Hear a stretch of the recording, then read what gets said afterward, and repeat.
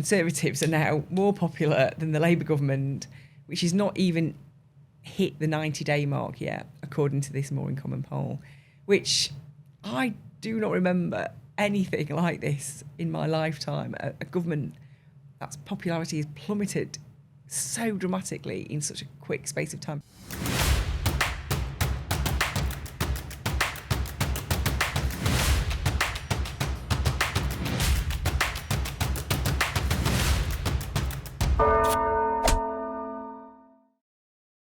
Lizzy, you weren't with me last week because you were jetting off around the world with the Prime Minister. You went to Ungar. How was it? Yeah, it was great, though I have to say the PM did his big conference speech at Labour, and then we all ran back to the office, frantically filed our stories, and then went to the airport. And yeah, it was all a bit of a whirlwind, really. And we kind of arrived very late at night. I didn't really know where I was, and woke up and thought, God, am I still in Liverpool? But in fact, I was in Manhattan.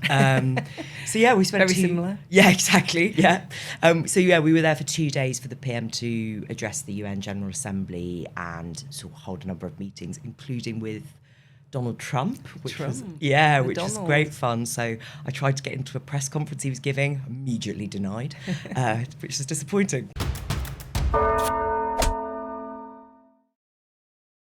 So after that whistle-stop tour, we're now in Birmingham for Tory conference, which is a bit different this year, isn't it? Yeah, the beauty parade, so-called beauty parade, we've got the 4 leadership contenders. They are touring around the fringe circuit. They're also speaking on the main stage. And we are getting very familiar with their messages. I think I could give some of the speeches myself now. Heard them so many times. Definitely. But it's a chance for the members. It's the membership attendance is up 20% on last year, which seems surprising given the scale of the defeat. Yeah. But actually, because the members are actually really getting to take part this year, they are here to see the future leader in the flesh, put them through the paces. So actually, people are more interested to come. Obviously, normally these things are really stage managed, quite controlled.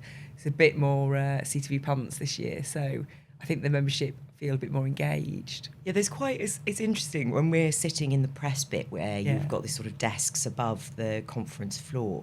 You keep sort of just trying to do my work and then hearing these random bursts of applause. And you're like, what's going on?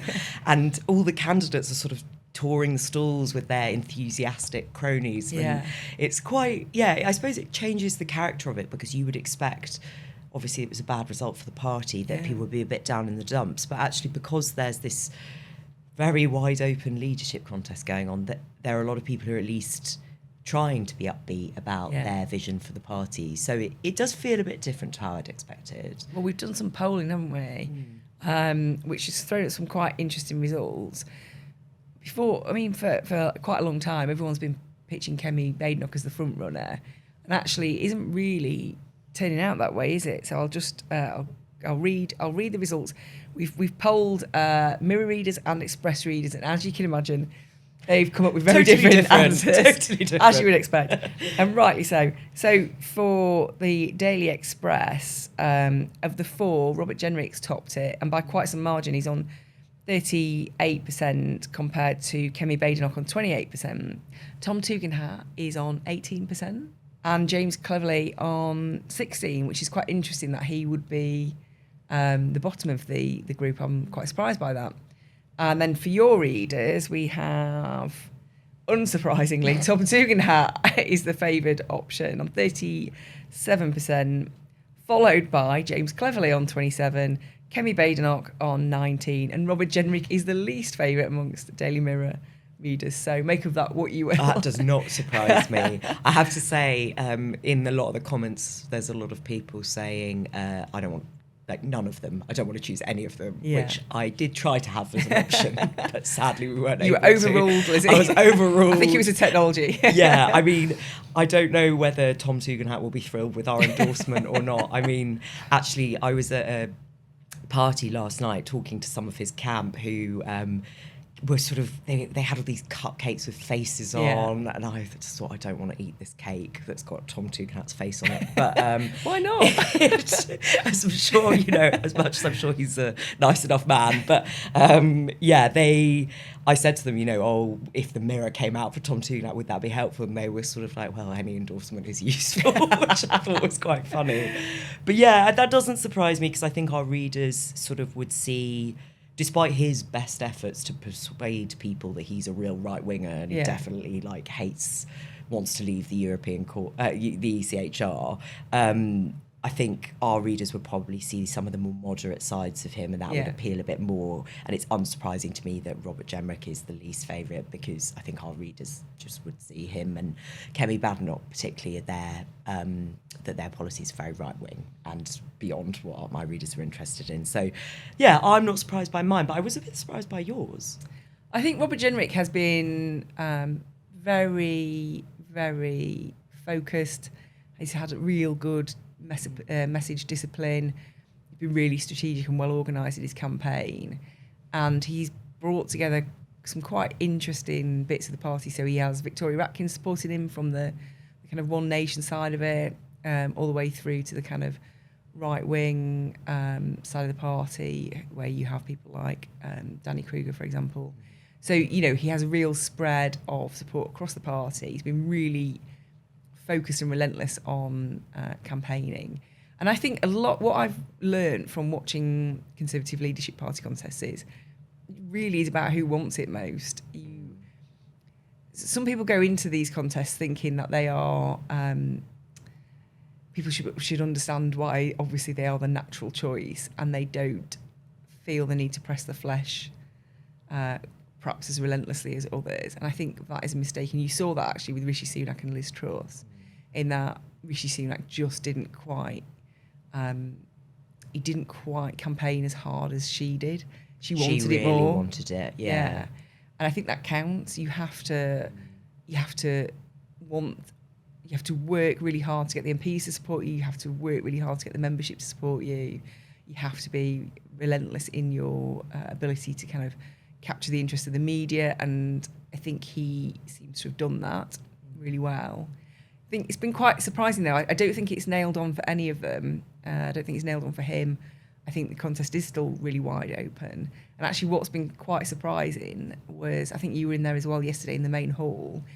And so over the course of the contest, each of the candidates gets to have a 1 hour question and answer session on the main stage. And I went in for that yesterday. It was a 2 hour session. It started with Tom Tugendhat, and then it was Kemi Badenoch.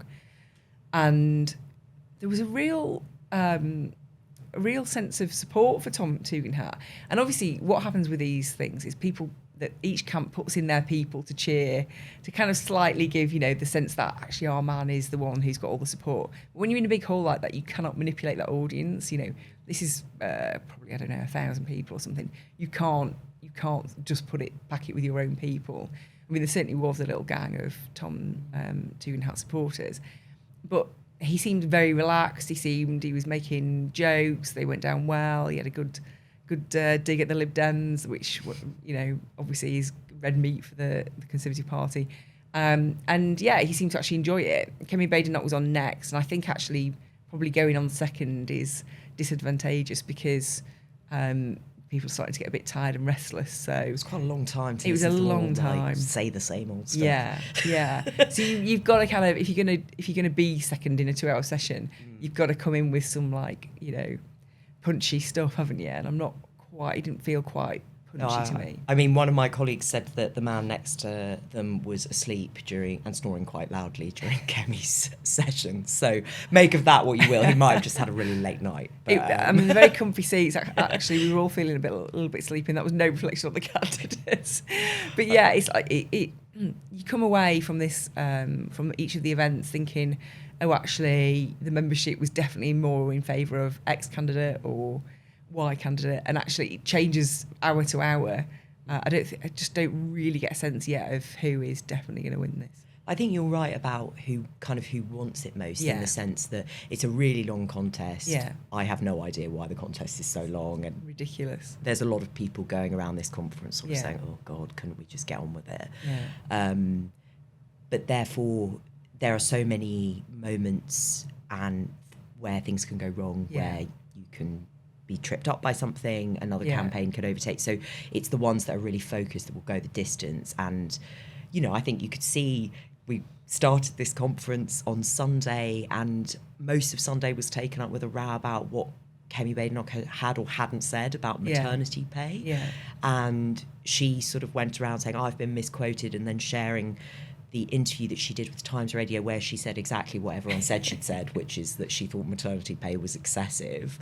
And I just thought, what was the point? And then eventually all the other candidates sort of criticised her, and then she rode back and claimed she'd never said that. And then they were all sort of on their best behaviour. But that was also after she'd written a piece in the Telegraph saying that not all cultures are equally valid when it comes to immigration, and then sort of refused to take questions on that. So, you know, you can see there are lots of pitfalls sometimes of the candidate's own making that are. So I think whoever wins will be the person that can avoid that as much as possible. I think the Kemi Badenoch supporters, they see all those things as positives. As a good thing. Yeah, they see Kemi Badenoch as not playing the game. Are they the only ones, though? I mean, there is that danger. But they see her as not playing the media's game, just sticking to what she said, you know, not backing down on things, and you know, that she is strong and she won't be swayed by the usual demands. I think the problem is, if you're opposition leader, your main job is to essentially be on the TV and in the newspapers every day. And so you have to really enjoy doing that. And I think if you don't, then that is probably going to be a difficult thing for you, because how do you really cut through with the public if you don't really like engaging with journalists? Yeah, it's journalists, it's Parliament, you know, all of that. And there's also conversations, I think, you know, there are people who say that Kemi's support amongst the party is not so broad because she can be quite like pugnacious, and I've heard people describe her as rude.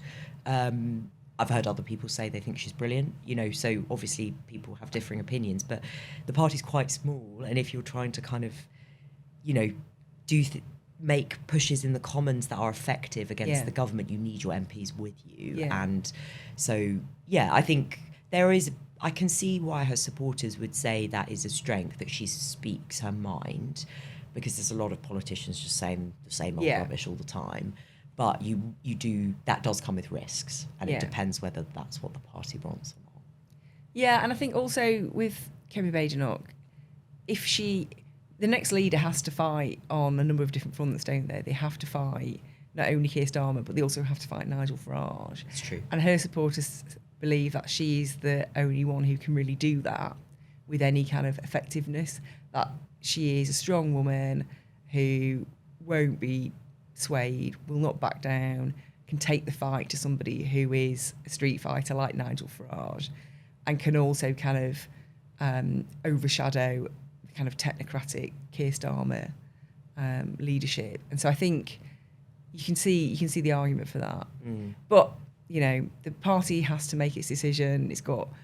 It's had plenty of time to see the people in action so far. It's still going to have another month to think about it. So long. So long. But at the end of it, you know, they can't say they haven't had a chance to really put these people through the paces. So, do you think they're actually learning anything though? Like, I feel like everything I'm listening to, everyone is the same arguments that were rejected in the election. Like, do you think the party's taken this time to say, okay, we're going to learn from what happened and rebuild, but do you think they're actually doing anything apart from just licking their wounds and preparing to do the same thing over the next 5 years? That's always the danger, isn't it, that you fight in the last election instead of the next one. Exactly. It's quite a big mind leap to make, isn't it? Because they're still, you know, walking around the conference, going into the bars at night and the various parties. There's a lot of people here who still are really in shock, actually. Bruised by yeah. And I think, you know, you can get really caught up with the leadership campaign, but the party itself, it's still really struggling to get over the scale of the defeat, and people obviously personally are feeling still quite, I think in shock actually about what happened.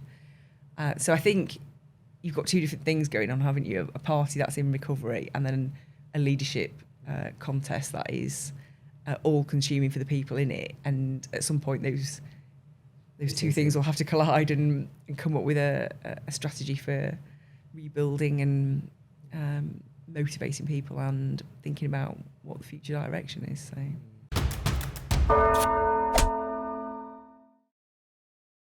Away from Tory conference, the Labour government still seems to be in turmoil, shall we say. I'll just share with you the results of a More in Common poll about how the public are feeling about the two parties.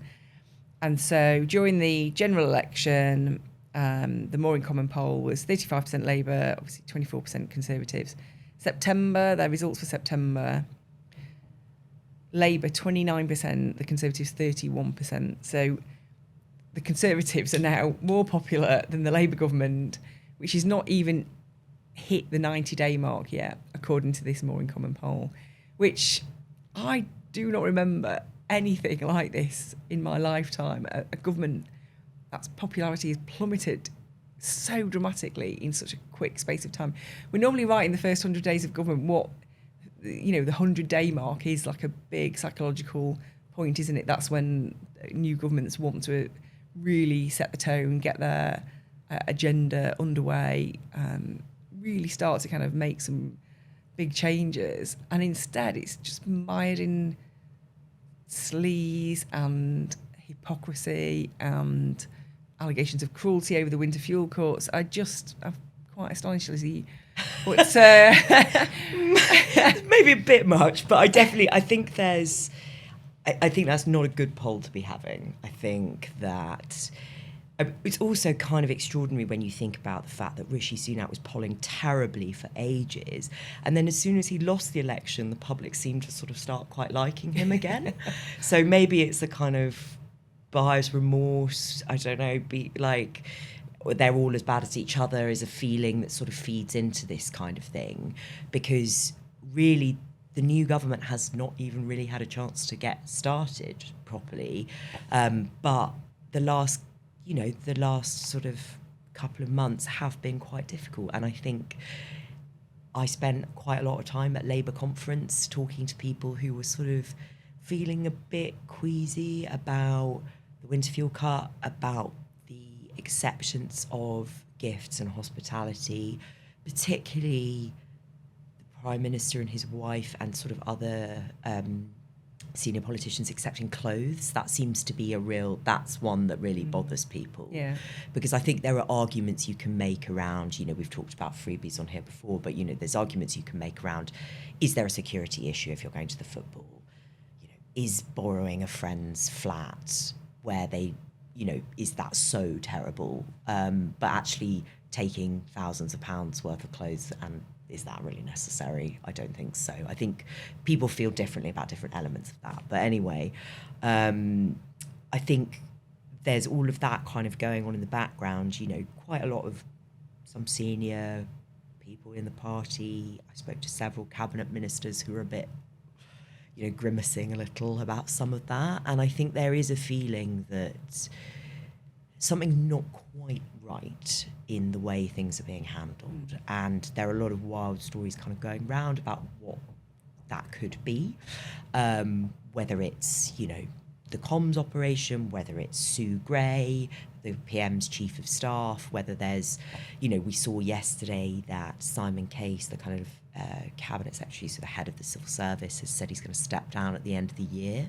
and he's been unwell for some time, but he felt it was necessary in his letters to colleagues to say it's only about my health and nothing else, which is quite extraordinary, isn't it? Yeah.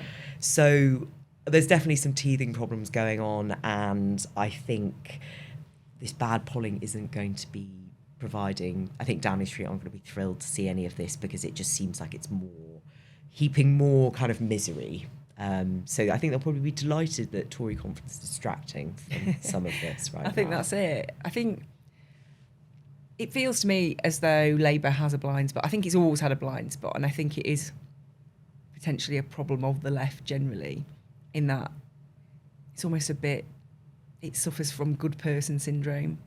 And you used to see this with Jeremy Corbyn, I am a good person, therefore I do good things, and it means you are blind to how other people can view things. So on the clothes, for example, I just think they just really don't understand why it's a problem, but I think the fact that they don't understand why it's a problem is a big problem, and I think the British public can forgive a sinner but not a hypocrite. And the problem for Keir Starmer is he put himself on the moral high ground. And so when these things start coming out, people are more furious because they were sold somebody who was so by the book and untouchable when it comes to this kind of thing. And then actually they think, oh, you are the same as all the rest. And I think that is very difficult for the public to swallow. Yeah, it's tricky because you know when this stuff came out, we looked at it and I sort of thought to myself, well, to be fair, to hold my hands up, we absolutely rightly criticised Boris Johnson and Carrie, his wife, for all the freebies that they accepted. Rishi Sunak was a bit too rich to need to accept freebies, but we really criticised them, and I thought this is actually, there are elements of this that are really similar. And so it is difficult, I think, like you say, for people on the left who sort of thought Keir Starmer promised a government of change, that he would end the sleaze and scandal, and then it turns out that, maybe not all of these scandals and, allegations of sleaze are equivalent, but there is a sort of broader perception issue that the public are sort of saying, well, this isn't what you promised us. And I think there's a problem with the fact that they have been quite slow to understand that. Yeah.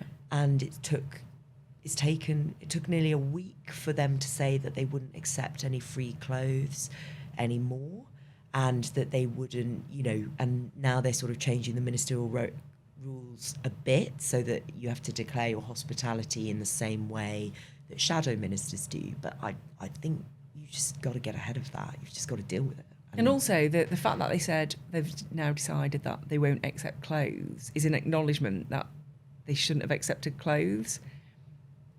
And so you can't do one.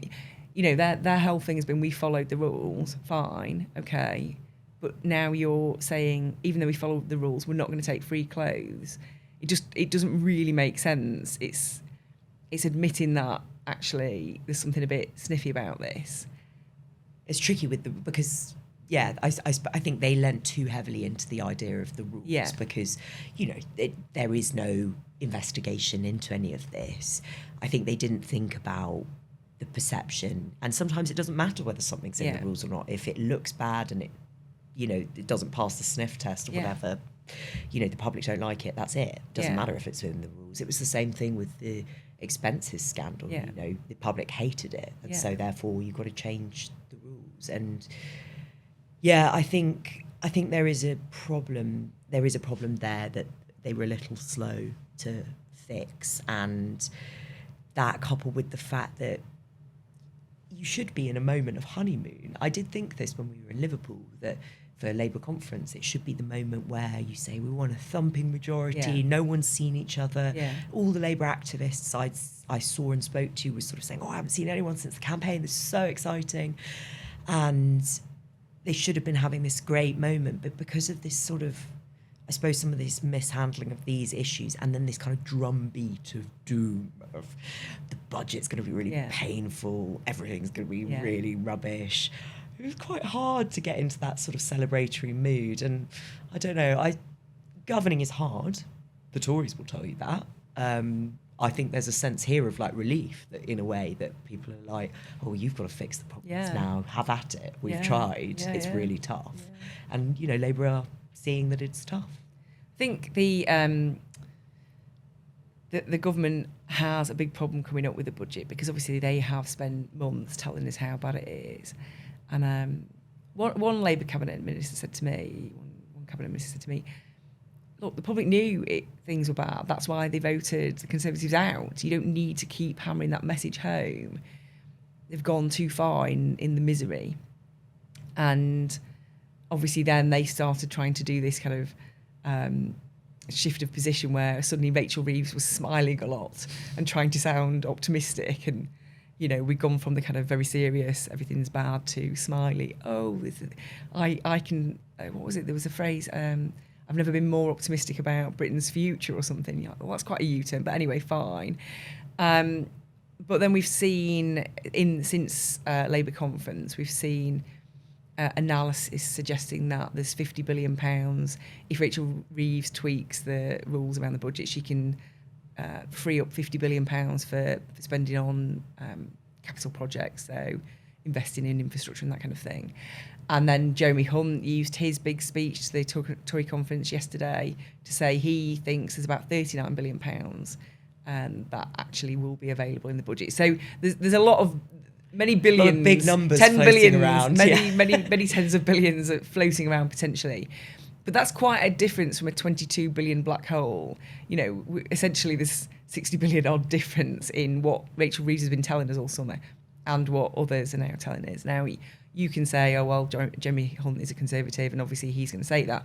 But, the IFS, for example, it came up with a 50 billion figure. So, these are not just Conservative figures that are being bandied around. Now, I think that's quite difficult to... What is the point of this government? They've come in, they've told us how bad everything is, how there's this massive black hole. We have to take money off pensioners to fill this black hole. Oh, suddenly, ta-da, there suddenly seems to be tens of billions floating around. Now, obviously, that is for capital spending, not day-to-day spending. They are different things. But it does leave the impression...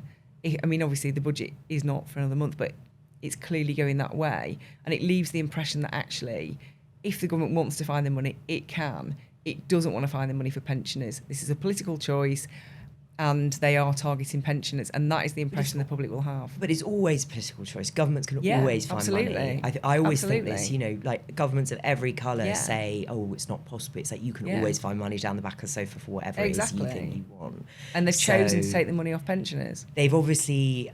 There's an interesting thing about, like, not to get too much into like the fiscal rules or whatever to bore everyone, but there are calls on all from lots of different quarters to look at that. The Trade Unite's been calling for that. The trade unions. There are people, from the right saying that we need to fire up like infrastructure and all of this sort of thing. So, I think it's interesting that like Liz Truss was the one who was really let's go for growth. Yeah. And then Labour have sort of tried to take that and say we want to go for growth too, but to go for growth, you need to get the economy going. You need to like be putting money into things, and so, I think they're going to come under increasing pressure there. And it is, as we get closer to the budget, like you said, there are all these big figures that are coming around where there's money if you do this and there's money if you do that. And when I look back at the summer, I sort of think it's interesting that they decided to just do this one bit and say we're going to cut the winter fuel allowance. Yeah. And then leave this vacuum for all the other things. And anything you ask, obviously they say we don't speculate on an upcoming budget. And so it means that winter fuel is the only thing we do know they're going to do. And we don't know anything about what they might do that's positive. You know, like we had a story about how, they want to use any spare cash that they've got left over to put into the NHS. But we don't know what the figures are. We don't know how that's going to work. It's all very vague. And so it just tips the scales in this gloomy direction, doesn't it? Where there's the cut that, like you said, is very controversial, is like very unpopular amongst older people, is going to make life very hard for people, is the only thing that we really know is coming. Yeah. And I think today is the day when the energy price cap rises. I think average bills now are expected to be around £1,700 a year. And I think that's a really difficult sell for a Labour government to justify the winter fuel cuts when there are all these other billions potentially sloshing around. And even if it is for a different type of spending, ultimately the public just sees you've got money for this. But you made a big point of, in isolation, taking money off pensioners. And that's a clear signal of the priorities of this Labour government.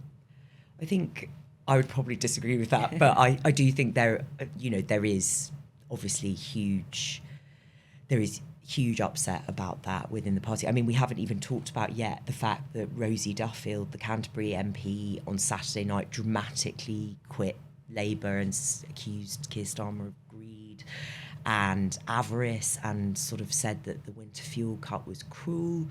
And it was obviously designed for a moment of maximum kind of impact, the eve of Tory conference. And she's been a long-time critic of the Labour leadership. But, you know, it's still a pretty tough thing for them to hear. And it was obviously in all the papers, a lot of things people are talking about. So I think, whilst I don't think she's like a representative of everyone in the party, it does show that there is a strength of feeling there that maybe she was prepared to say, because she's more sort of an outsider perhaps than some of the others who are more loyal are.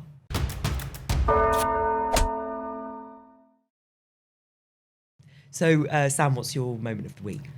Well, it wouldn't be Tory conference, would it, Lizzie, without Boris Johnson looming large. And although he's not here in person, he is here in spirit. He's released his new book, Unleash. We've been seeing the serializations drop every day, and we've been having these stonking revelations about, I think the first one was that he briefly considered invading the Netherlands to seize vaccines during the COVID crisis. Thankfully, he was dissuaded from that course of action. I think that could have been quite tricky. He talks about how it reveals a bit of the personal chit-chat he used to have with the Queen, which is quite unusual. Not really the done thing, but I guess he's probably not gone too far with that. He just talks about the kind of personal things where apparently she was okay with him and Carrie not being married at the beginning, which is quite interesting. So lots of great revelations like that. I'm sure there's more to come. But yeah, Boris always around in spirit, if not in actuality. My moment of the week is another former Tory PM looming large. Liz Truss turned up yesterday to delight us all, and gave a sort of bizarre, totally bizarre speech, sort of Q&A, where she said that she thought she would have done a better job in the election than Rishi Sunak, which I thought, for a Prime Minister who only lasted 49 days and someone who also lost their seat at the election, was just the most incredible comment. So it's bold. Yeah, and she said she wasn't backing any of the Tory leadership candidates, and instead she liked the Argentinian leader, Javier Milei, far right, totally mad. So I was like, good to see Liz Truss hasn't changed. So yeah. Excellent. Well, next week we're back in our normal home, back in London. I'm back on our normal day, Thursday. So until then, you can catch up with us on socials. And that's it for now.